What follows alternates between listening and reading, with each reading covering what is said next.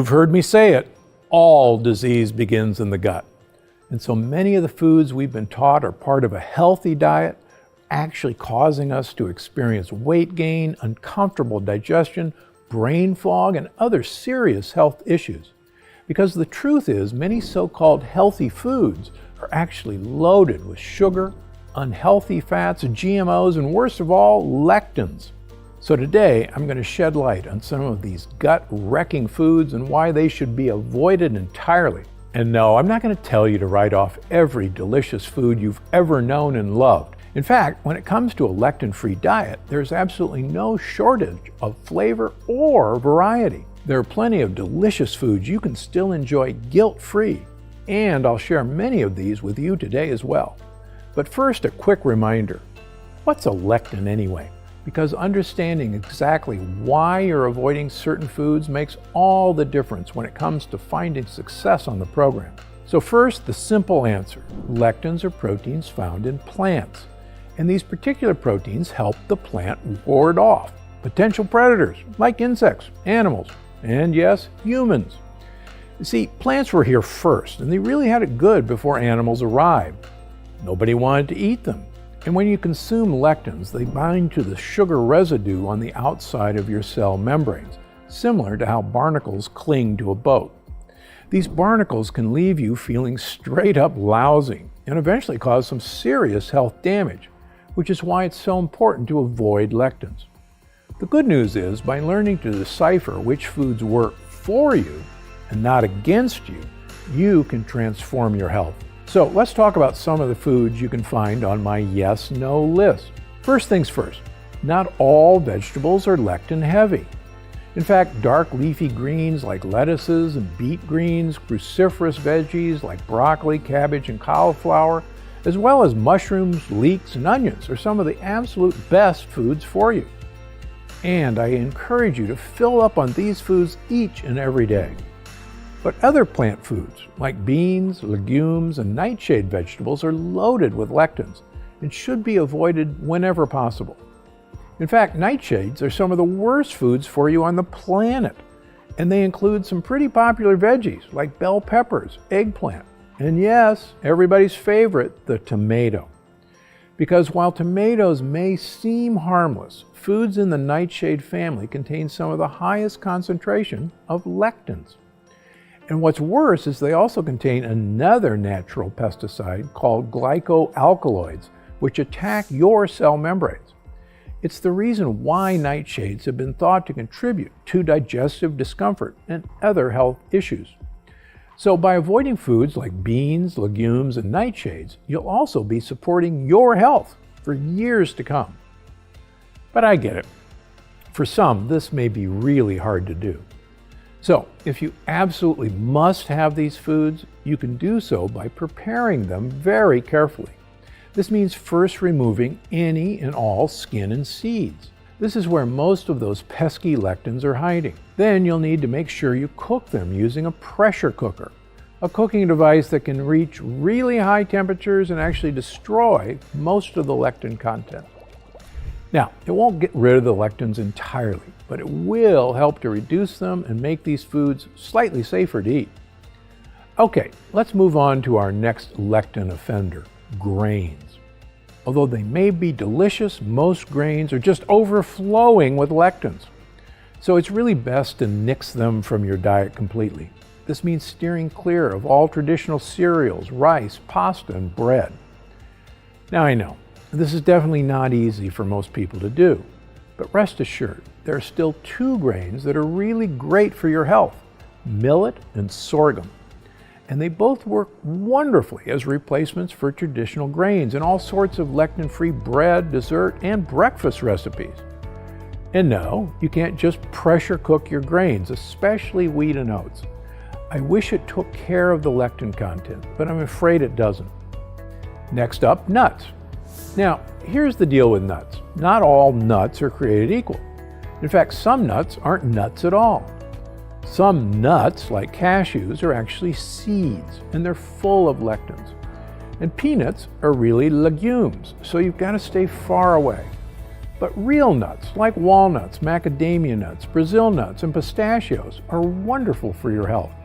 They're packed with healthy fats and beneficial fiber and can be a great source of protein. Okay, so what about fruit? Well, here's the thing. While most fruit may not be loaded with lectins, fruit contains another health wrecker, sugar. More specifically, fructose, a naturally occurring type of sugar. But whether it's fructose, glucose, or sucrose, sugar is sugar, plain and simple. And it's a huge contributing factor to why obesity is such a prevalent issue in this country. Because fruit was never meant to be consumed year-round. Back in the day, sweet flavors were only around during summer and fall. And ripe fruit tells the body to store fat for the winter. But now, due to modern agriculture and food storage advancement, you can get fresh fruit whenever you want it, regardless of the actual season. It's like we're living in an endless summer. Fruit, sweet treats, and sugar is available around the clock.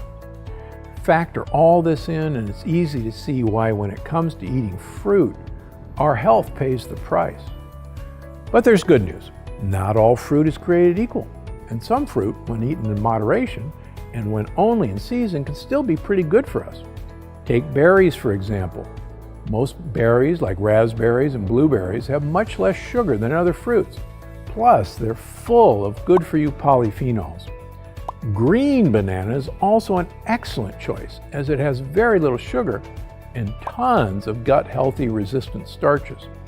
So, if you're really missing fruit, pick up some green bananas and toss them in a smoothie, or even use them to make healthy pancakes. Just make sure you toss them before they ripen and turn yellow. Fully ripe bananas are definite sugar bombs. And last but definitely not least, the avocado. It's the one fruit you don't have to eat in moderation. In fact, I eat a ripe avocado just about every day, and I encourage you to do the same. Avocados hardly have any sugar, even when fully ripe.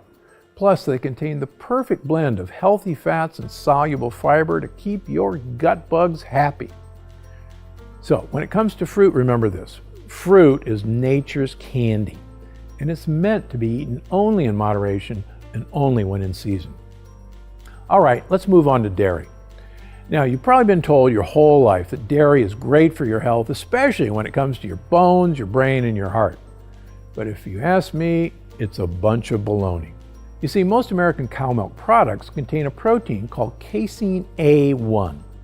This pesky protein has been tied to numerous digestive and immune problems, including the infamous leaky gut. In fact, many people who think they're lactose intolerant are actually reacting to the casein A1, not the lactose. So does this mean you can't ever have yogurt, cheese, or cream in your coffee again? Fortunately, no. You don't have to give up completely on dairy. You might just have to pick the right dairy. Dairy that doesn't have casein A1. One of my favorites is buffalo milk, which is used to make buffalo mozzarella in Italy. These days, there's a great brand right here in the US called Boof, which comes from grass-fed buffalo. If that's not your thing, there's always sheep and goat's milk products, which are available in most well-stocked grocery stores. And if you're super attached to the taste of cow's milk, I've got good news. There's a product called A2 milk that doesn't have the casein A1 protein. It's closer to the cow's milk in Southern Europe, or the milk that our ancestors drank. And if you want to avoid animal products entirely, coconut milk is your best option. You can easily find coconut milk, yogurt, and even ice cream in stores today. Okay, so what about meat? Well, it turns out we really are what we eat. And the animals we eat, we are what they eat too. So when we consume animal products, the nutrients in the plants the animal ate pass into our bodies and become assimilated into our cells as well.